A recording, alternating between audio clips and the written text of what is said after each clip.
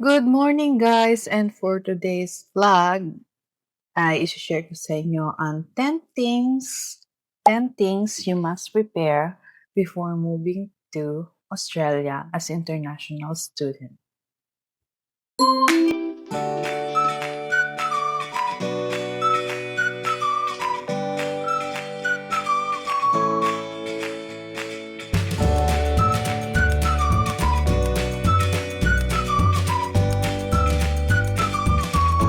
Hello guys! If bago ka sa channel ko, gumagawa nga pala ako ng daily vlogs, lifestyle vlogs, at buhay namin mag-asawa dito sa South Australia. Dati kaming international student and pinapakita ko ang buhay after being a student.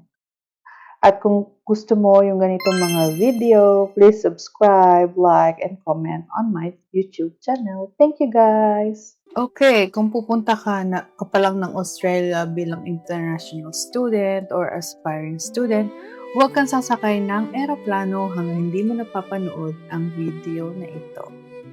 I-share ko ang 10 pinakamahalagang bagay na kailangan nyong ihanda at dalhin para maging smooth ang paglipat dito sa Australia.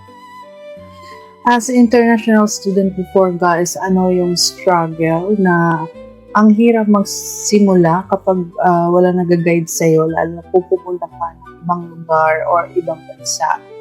So, for today's vlog guys, ay isi-share ko sa inyo ang mga 10 things you need to prepare before moving to Australia as an international student. I hope na makatulong to sa mga aspiring international student na pupunta dito sa Australia. So, please keep on watching guys. And number 1 on the list guys are essential documents. Ano ba yung mga essential documents na ninyo i-prepare? Of course, is valid passport. Be sure lang guys na yung passport natin ay hindi pa pa-expired.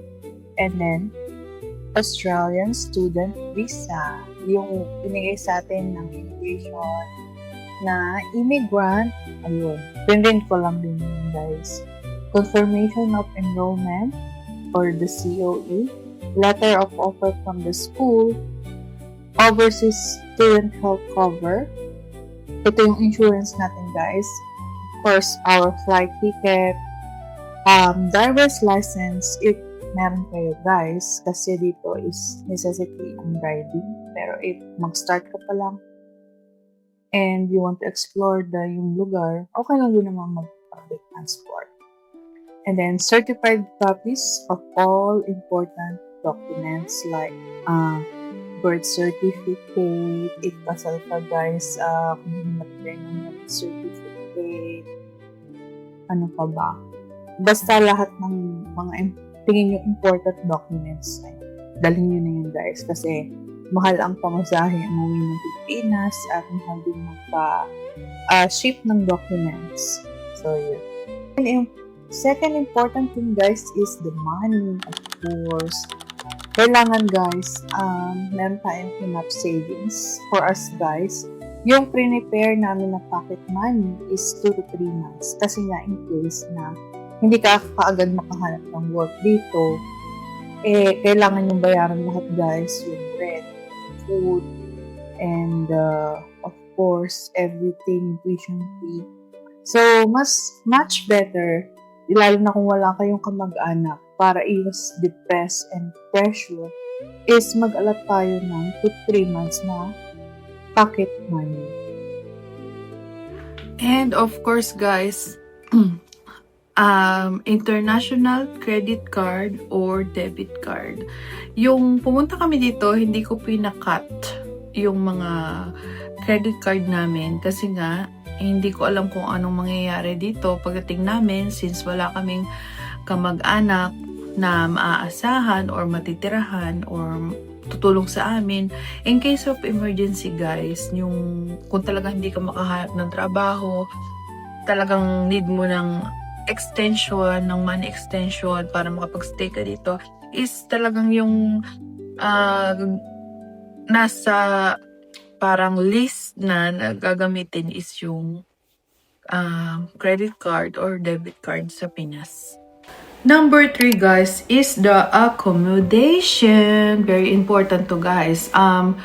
Before nagpunta yung asawa ko dito guys is sumali na ako ng mga groups in Adelaide. Meron siya guys sa Facebook. Pwede siyang i-search kung pupunta rin kayo dito sa Adelaide, Pinoy AU Adelaide, yung Facebook group. Doon ako naghanap ng mga shared houses, rentals, rooms para sa asawa ko. Kasi nauna nga yung asawa ko pumunta dito guys. So para pag punta niya, pagdating niya dito sa Adelaide is hindi na siya mag-Airbnb. Kasi nga medyo mahal din yung Airbnb.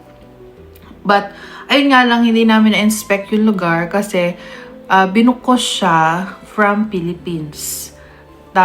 Kasi gusto ko pagdating ng asawa ko is meron siyang matutuluyan dito. But it's up to you guys. If may budget ka, pwede ka munang, yung iba na, from their story, narinig ko is nag-Airbnb muna sila, and then pagdating nila dito is naghanap sila ng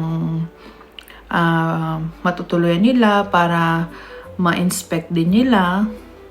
It's up to you guys. Pero sa amin kasi dahil nagtitipid kami, kahit di ba namin na-inspect, sige na, okay na yan. Kasi nag-start ka pa naman eh. So, humanap lang kami sa Pinoy AU na group. Ayun, and nakahanap naman kami guys. Salamat nga pala guys sa mga nanonood ng mga videos ko. I-comment mo naman down below kung taga saan ka para malaman ko kung saan nakakarating itong mga videos ko. Ayun lang. Thank you so much. By the way guys, yung pag-rent pala dito ng mga rooms, shared houses, may band din na binibigay na hinihingi yung landlord. So, depende na lang kung magkano yung rent nyo at how many weeks yung band na hinihingi ng landlord. And then, under accommodation guys is, of course, know your transport option from the airport. So, since wala nga kaming kakilala guys, nung pumunta yung asawa ko, mag-isa lang siya, wala rin nagsundo sa kanya. Depende sa inyo guys. Accessible naman yung bus sa airport. So, i-Google Maps or Apple Maps nyo na lang yung paano mag-commute kung gusto nyo mag-bus and mag-explore from the airport. Pwede naman yun. And pwede rin kayong guys mag-download ng Uber or kaya ng Didi. Yung Didi is parang Grab sa atin. So, parang less hassle na rin kasi nga kasi may dala kayong luggage papunta dun sa tutuluyan nyo. So, mas convenient if Didi kayo, meron din mga taxi dun. It's up to you guys. Bahala na kayo. Mamili ng option.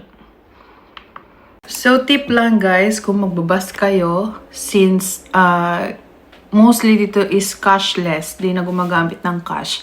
Sa bus, hindi rin pwede ang cash. So, since wala pa kayong Metro card,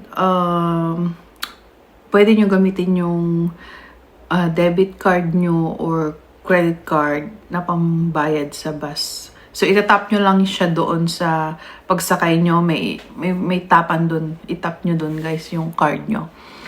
And kung magda-download man kayo ng Didi, since cashless na rin guys, kailangan nyo i-connect yung credit card or debit card nyo doon sa Didi app or Uber app. Yun lang guys. Number 4 on the list, guys, is what to pack. I know, excited na kayong mag-impake ng inyong mga kagamitan. Pero guys, number 1 is check nyo seasonal clothes. By the way, guys, ang Australian weather depends on the state. So, depende rin guys, meron tayong 4 season here sa Adelaide. So, kung anong man kayo pupunta, i-check nyo kung winter, summer, autumn, or spring. So, yung winter dito, guys, is nag-start siya siguro ng, I think, June. And then, ang summer dito, guys, nag-start ng December. So, i-check nyo na lang, guys, sa Google kung anong man kayo pupunta, ayun lang, para mapack nyo yung mga kailangan nyong damit. So kami guys, noon yung asawa ko is nagpunta siya around June. So yung June is winter dito. So malamig. So ang ginawa namin doon noon guys, syempre mahal ang mga brand new. Nagpunta kami sa Antipolo. Maraming ukay-ukay doon guys sa Antipolo. So nagmili kami ng mga winter clothes kasi nga di namin alam na baka mahal dito pagdating. So kailangan i-budget mo na yung pera since tipid-tipid at wala pang work, maghahanap pa ng work. So yun, namili lang kami sa Antipolo ukay-ukay nun ng mga winter clothes niya. Under what to pack is of course comfortable shoes. Hindi naman kailangan mamahalin guys, yung komportable na shoes. And kasi dito guys, yun nga, lalo kung wala kang car, uso yung walking papunta sa bus station or kaya habulin mo yung bus. Normal yun dito guys kasi nga yung bus dito is may oras. Hindi katulad sa atin sa Pinas, walang oras. Maraming bus. Dito guys, may oras yung mga bus. Tsaka may bus stop. So, more on lakad talaga. And lalo guys, kung mag-walk-in kayo ng pag-apply, puro lakad. Ayun. And then, personal medication with prescription guys. So, kung meron kayong mga maintenance, like kung may high blood pressure kayo or kung may iniinom kayo na gamot, from the Philippines na dadalhin nyo dito sa Australia, medyo mahigpit ang immigration natin. So, kailangan guys na may prescription siya na kailangan. And then guys, nagbili nga pala kami ng mga Biogesic, paracetamol, Salompa, sa Pinas, and then yung mga ganito guys. Ano ba to? Ayan, efficacent oil kasi kapag mga 30 ka na talaga, medyo sumasakit na yung mga likod-likod mo. So, ayun guys. Okay, of course, kung student ka guys, kailangan mo is laptop na dalhin. And then, chargers and universal power or adapter. Kasi dito guys, iba yung saksakan. So, sa Pilipinas ay bumili ako guys ng mga adapter sa Shopee, sa Ace Hardware. Ang dami kong binili guys, mga ganito. Mga kasi dito is tatluhan yung socket. Iba siya. Iba sa atin. So, kung may mga gadgets ka from Philippines, of course, kailangan mo ng adapter para magamit nyo siya dito guys. And, don't forget guys, nag-prepare ako ng mga toiletries for our first few days here. Kasi nga, hindi pa natin alam guys kung mas mahal ba dito. Of course, wala ka pang income. So yun, nagdala lang ako nun guys ng mga toiletries for 1 week usage. And important personal items. So, yung tip ko lang guys, kami kasi, nagagandahan kami sa quality ng socks sa Pinas. Mga medyas. So, bumili kami ng medyas, maraming medyas sa Pilipinas. And of course, kung mag-work ka dito guys, normal na sinusuot is yung mga black shirts. Ayun, bumili rin ako sa Pinas ng marami nun. Kasi nga, hindi ko naman alam yung presyo pa dito.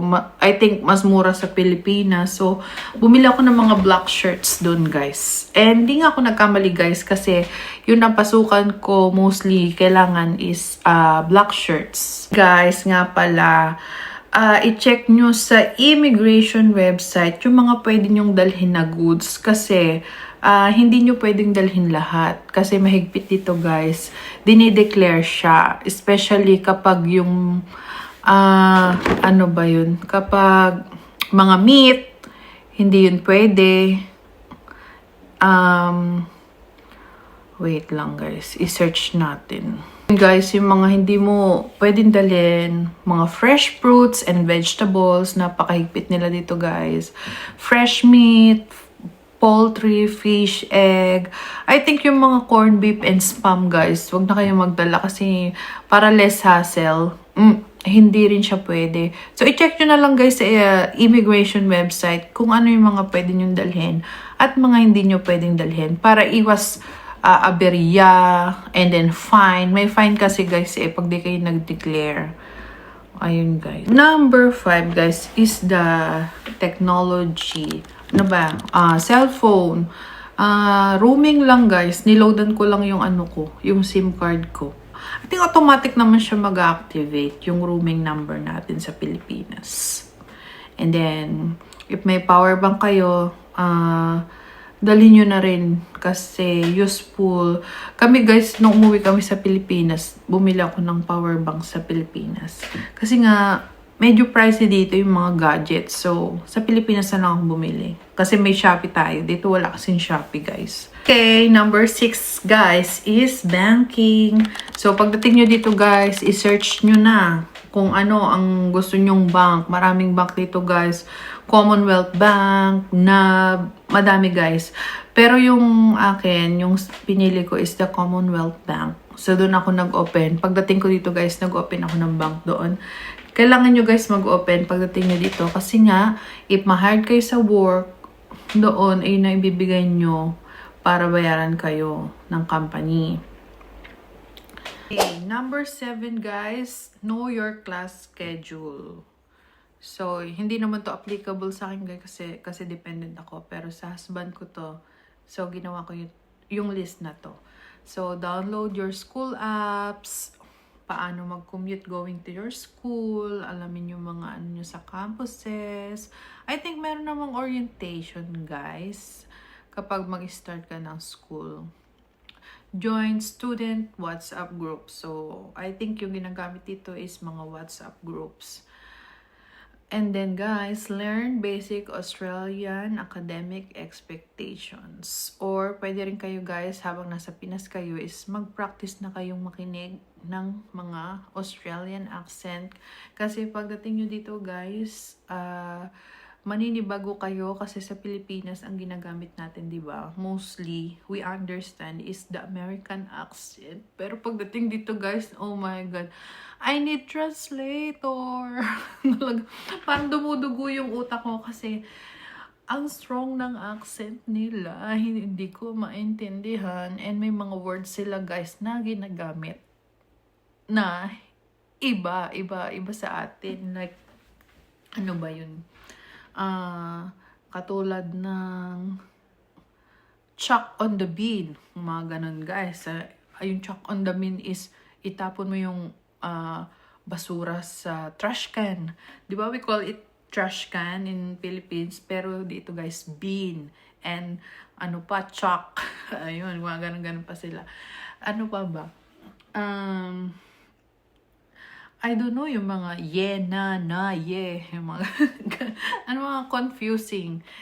And then, basta, guys, maraming slang. Ano nyo na, aralin nyo na lang. Huwag nyo na ako pahirapan. So, yun, guys, transportation number 8. Transportation number 8. Kung transportation, guys, kailangan nyong learn how public transport works in your city. So, every suburb naman, guys, is merong bus stop. Depende na lang, guys, kung yung narentahin nyo is malapit sa bus stop. Katulad ng bahay namin, guys. Even though hindi ako nagbabas, yung bus stop dito is 2 minutes walk lang from our house. So, Google nyo lang, guys. Google yung magiging friend nyo. Lahat wala kayong ibang inaasahan dito. Google Map is your friend para hindi ka maligaw-ligaw, guys. And before, guys, share ko lang yung story nung bago pa lang ako dito. Since hindi naman ako talaga techie, nahirapan ako mag-Google Maps. And then nag-a-apply ako ng work doon, walk in, ganyan. And then maghapon kasi ako nag-apply nun, guys. Nagwo-walk-in ako. Ako lang mag-isa kasi yung asawa ko is nag-work na. So, lakasan ng loob. Pagdating ko dito, after 2 days, wala nang patumpik-tumpik. Kailangan natin makahanap ng work kasi tumatakbo lahat ng bills. And then, ayun na. And wala akong power bank that time. Kaya sabi ko sa inyo, magdala kayo ng power bank. Biglang nalobat yung phone ko, guys. And hindi ko alam paano umuwi. Kasi nga, Google Map is my friend. And nalobat na. Paano ko uwi? Paano punta city? Anong stop? Kasi hindi ko alam anong stop yung i-stopan ko. So, yun guys. Nakauwi naman ako. Thankfully, friendly naman sila. So, nagtanong-tanong lang ako doon. Anong pwede kong sakyan? Papuntang city. And from city na yun, another sakay pa ako ng bus. And medyo tanda ko naman kung saan, anong number yung bababaan ko. So, yun, nakauwi ako. Pero yun nga, ang hirap. Lalo pag bago ka sa lugar, hindi mo alam. And wala kang Google Map. Medyo mahirap siya, guys. So, bili na kayo ng power bank dyan. And, understand concession cards if you're eligible. Yun nga, like sabi ko sa inyo guys, as student, meron kayong concession card na pwedeng bilhin. Basta i-provide nyo ng student ID yung mas mura yung pamasahe compared dun sa mga normal adult. Mas mahal siya guys. Number 9. Malapit na tayo matapos, guys. So, huwag ka na mag-skip. Panoorin mo na tong video na to. Malaking, help. Ginawa ko tong list na to para sa inyo, guys. Ganon kayo ka-special sa akin. So, huwag ka na mag-skip dyan. And, health and insurance. Understand your OSHC coverage. Lalo na, guys, kung meron kang maintenance from the Philippines, kailangan mo mag-book ng GP through your insurance. Ang ginawa namin is call ka lang guys. Sa insurance mo, ano yung pinakamalapit na hospital or clinic na covered yung insurance mo, and then mag-book ka ng GP. Kasi dito guys, booking is the key. Hindi katulad sa atin sa Pilipinas na nag-walk-in lang tayo, nag-antay tayo ng matagal. Dito guys, puro booking. So, mag-book ka ng GP, pupunta ka ng on time, nung time na binook mo, ayun. And of course, bring prescription medication. So, kung magta-transfer ka guys ng medication from Philippines to here, so yun, kailangan mo mag-bring ng prescription medication. Know where the nearest GP and hospital are. Katulad ng sinabi ko guys, yun, i-guide naman kayo pag tumawag kayo sa insurance nyo kung ano yung pinaka-malapit na hospital or GP na covered sa inyong card. So, matatapos na tayo guys. Number 10, part-time work. So, ang prepare an Australian-style resume. So, yun guys. Iba ang resume dito. I-google nyo na lang ang format. Bago kayo pumunta, lumipad dito sa Australia, mabuti ano nyo na guys. Pagandahin nyo na ang resume nyo based on Australian format, para pagdating nyo dito is mag-print na lang kayo, magpasa-pasa kayo ng application online. So, sa atin, I don't know before, sa atin, kailangan pa ng mga picture. Dito, hindi na kailangan guys ng mga picture. And then, mga height, ano pa ba yung, basta, hindi na kailangan yung mga personal details. Kailangan dito guys is straightforward. And, kailangan pa, mga straightforward yung resume nyo, yung, alimbawa, mag-apply kayo sa SEEK, may keywords na, inahanap yung company. Ayun, dapat mabasa nila yun sa resume mo, yung ganon, guys. And then, yung akin, guys, if may volunteer job kayo, para nakaka-help yung nagbo-volunteer kayo, pampaganda ng resume. Ayun, ilagay nyo na rin yun sa resume nyo. And then, practice interview question. Dito naman guys, yung interview question is, I find it straightforward yung answer. Hindi katulad sa atin na pang Miss Universe. Ang daming question. Parang dati na experience ko guys sa Pilipinas, 3 yung nag-i-interview, my goodness. And then, panel interview pa tayo sa Pilipinas, ang daming tanong, pang Miss Universe, yung exam guys, my God, ganito kakapal, be. Lalo kung ga-apply ka sa malalaking company. Tapos, ihahang ka pa ng company ng almost 1 month. Hindi ka na in-update kung na-hired ka. Alam mo yun, yung ganun. Dito naman guys, hindi. Very straightforward ang mga question. Kung kaya mo yung trabaho, ganyan-ganyan. More on your personality, ganyan. Or if you're willing, yun, mga ganon. To learn, yung mga ganon guys. Basta straightforward lang. Tapos yung ano ko dito sa interview, ang napansin ko lang, lagi na tinatanong, are you driving? Yung mga ganon. Kapag, ewan ko lang kung totoo to guys ha. I-comment nyo nga kung totoo to, kung na-experience na rin to, or sa mga ano dyan, kapag tinanong ka, are you driving? And then, lalo dito guys sa Adelaide, kapag hindi mo sinabi mo na, no, I'm not driving, parang ano ka na, ligwak ka na. Ang dami ko na-applyan na ganun kapag di ka nagda-drive. Totoo ba to sa Adelaide? I-comment nyo nga guys. Or ano ko lang to. Talaga nagkataon lang na kapag are you driving ang sinagot ko, hindi ako natatanggap. So kaya before, hindi pa ako nagda-drive dito. Are you driving? Ang sinagot ko na guys, yes. Mag-u-Uber na lang tayo. Uber. Kasi siguro importante sa kanila na makarating ka on time doon sa work. Kasi nga, mahalaga sa kanila yung time. Kasi guys, dito, ang bayad is per hour.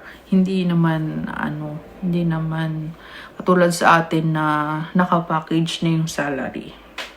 So, ayun pa. Ano pa ba guys? Apply, ayun, practice interview question. So, yun nga guys, isa pang tips, makinig na kayo ng mga news.